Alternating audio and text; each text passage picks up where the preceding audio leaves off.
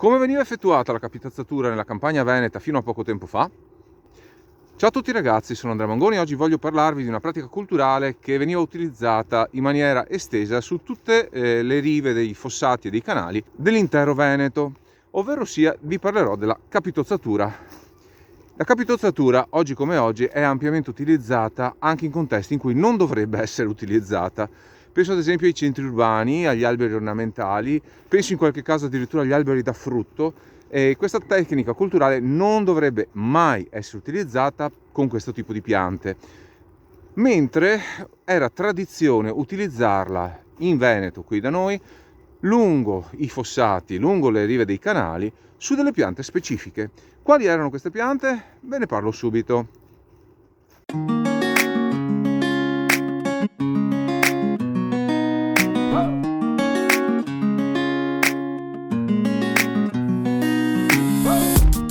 Tradizionalmente lungo le rive venivano piantate essenze che potessero essere utili alla vita contadina. Quindi le piante più utilizzate erano l'ontano nero, il salice bianco, il pioppo, l'acero campestre e a volte l'olmo. Le querce qui non erano particolarmente diffuse, anche se per esempio in campagna da me c'è qualche roverella. Un'altra essenza particolarmente utilizzata era il gelso, ma non tanto per il legname quanto piuttosto per la produzione di foglie che servivano ad alimentare i bachi da seta, che qui erano chiamati cavalieri. Ora, perché veniva utilizzata la capitozzatura come tecnica culturale per queste piante? Perché permetteva nel giro di pochi anni di riformare completamente la chioma della pianta e soprattutto di produrre con regolarità una quantità piuttosto elevata di legname.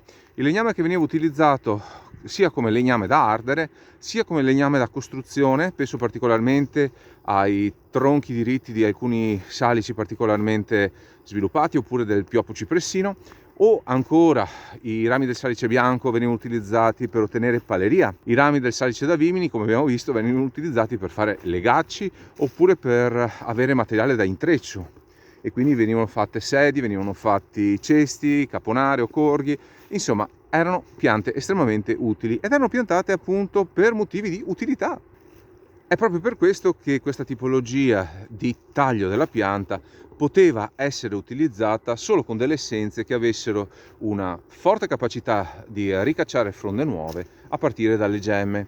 E di fatto veniva utilizzata una tecnica molto semplice. Le piante venivano tagliate di solito tra gennaio e febbraio e venivano tagliate sempre nella stessa posizione. In pratica si formava un accumulo di tessuto e di materiali nutrienti nella parte superiore dell'albero una volta tagliato e anno dopo anno le gemme si sviluppavano sempre da lì. Di fatto si formava quella che tecnicamente viene chiamata la testa di salice, perché poi nascevano un sacco di rami sottili che venivano diradati e la chioma veniva poi lentamente riequilibrata. Prima di continuare vi ricordo che se vi piacciono i contenuti che porto potete lasciare un like al video, iscrivervi al canale e attivare la campanella delle notifiche. In questo modo mi aiuterete a far crescere il canale e a portare nuovi contenuti con regolarità. Una riva come questa, che viene coltivata con questo sistema da decine se non centinaia di anni, è diventata col tempo sempre più importante dal punto di vista naturalistico e biologico. Perché?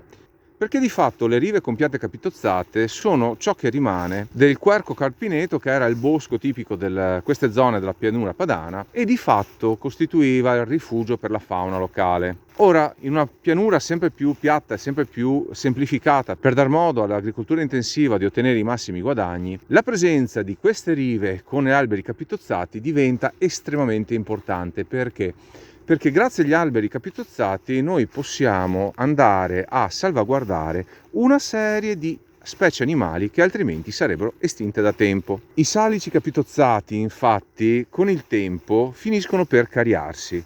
Il fatto che il salice abbia i vasi che portano i nutrienti alla pianta tutti nella zona esterna del tronco fa sì che quest'ultimo possa svuotarsi letteralmente all'interno, possa cariarsi completamente e la pianta può sopravvivere per decenni. Anzi, ci sono quasi tutti i grossi salici secolari che sono quasi completamente cavi al loro interno. Cosa succede? Succede che questi salici che diventano cavi finiscono per essere rifugio per decine di specie animali differenti. Si parte dagli uccelli come le cince che costruiscono il loro nido nelle cavità. Ci sono poi rettili come i ramarri o certi tipi di bisce che possono abitare negli anfratti del tronco e ancor più certe specie di insetti. Tra gli insetti xilofagi ce ne sono tantissimi che infatti si riproducono nella rosura che si accumula all'interno dei salici. E tra questi una delle specie più interessanti, importanti e rare è l'Osmoderma eremita, che di fatto sopravvive in alcune zone della pianura padovana e veneziana solo grazie ai vecchi salici capitozzati. Quando veniva effettuata la capitozzatura si effettuava normalmente tra gennaio e febbraio, a volte fino a marzo, ma non troppo oltre. Noi quest'anno purtroppo siamo stati costretti a delegare ad altri le operazioni di capitozzatura perché tecnicamente non potevamo affrontarle noi e le abbiamo fatte in dicembre. Avrei preferito che fossero fatte tra un mese, ma non era tecnicamente possibile. Perché sono scontento che siano state fatte così presto? Fondamentalmente perché fino a pochi giorni fa le temperature erano veramente altissime e molte piante avevano ancora le foglie verdi. Grazie alla capitozzatura una riva come questa ha potuto sopravvivere per decenni e decenni. Ora gli alberi capitozzati fanno molta tristezza, ma molto presto si riempiranno di rami nuovi e avremo tante fronde e nuovi germogli. Nel momento in cui andiamo ad osservarli da vicino, questi alberi ci mostrano molto spesso proprio come si sono cariati all'interno e come si siano create le condizioni che permettono a un sacco di specie animali e vegetali di sopravvivere al loro interno. Questi vecchi giganti in primavera torneranno a gettare nuovi rami che verranno poi lasciati crescere per 6-7 anni e quindi nuovamente tagliati in maniera tale da rigenerare la chioma della pianta e da permettere di gestire la riva come è sempre stato fatto.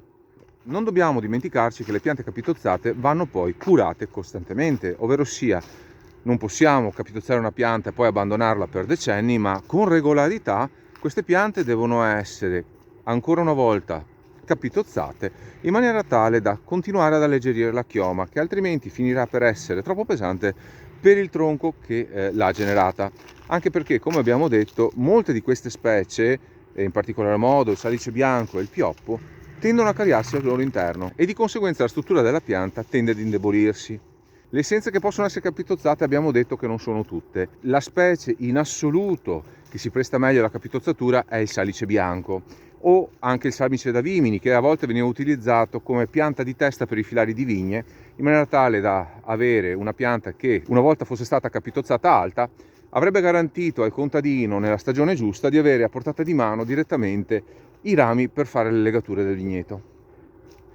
Quando andiamo a effettuare la capitozzatura dobbiamo sempre ricordarci che il punto di taglio dovrà essere costante anno dopo anno, in maniera tale che le piante possano sviluppare un tessuto ipertrofico proprio in quelle zone dove è stato previsto il taglio. Da quel tessuto finiranno per svilupparsi tutte le nuove gemme e i nuovi rami, come si vede in questo caso.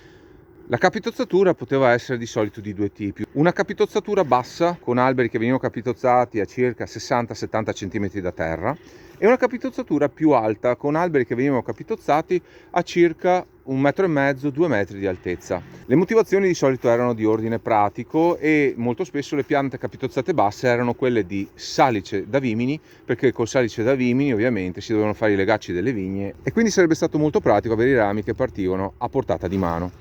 Ma per quale motivo alla fin fine non andrebbero capitozzati gli alberi ornamentali? Per tantissimi motivi.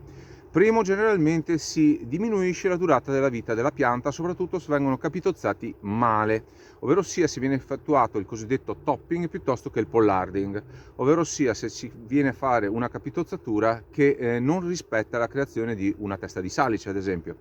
Ma soprattutto andiamo a indebolire la struttura della pianta, la chioma di una pianta capitozzata sarà più sensibile potenzialmente a cedimenti, andiamo, come abbiamo detto, a realizzare una pianta che avrà bisogno di costanti attenzioni e costante manutenzione nel tempo e ovviamente tramite le ferite inflitte alla pianta andremo anche ad esporla maggiormente al rischio dell'attacco di parassiti, che siano questi funghi piuttosto che insetti, non importa.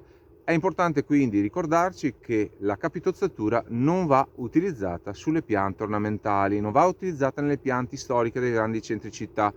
Su queste piante va effettuata una potatura che permetta di ridurre la chioma mantenendone la forma, mantenendone la funzionalità e mantenendone la struttura. Quindi se mi chiedete se la capitozzatura sia una pratica agricola sempre consigliabile, vi direi assolutamente di no. Dal punto di vista dell'arboricoltura, soprattutto con gli alberi ornamentali come con gli alberi a frutto, è una vera bestemmia. Mentre per quanto riguarda la gestione tradizionale delle rive in Veneto, direi che è probabilmente la scelta migliore da utilizzare in quei casi in cui abbiamo ancora delle rive antiche e strutturate da dover gestire, perché in questa maniera possiamo continuare a coltivare le stesse piante con le stesse modalità, garantendo loro una sopravvivenza piuttosto elevata, perché la maggior parte di queste piante finisce per avere poi una vita molto lunga.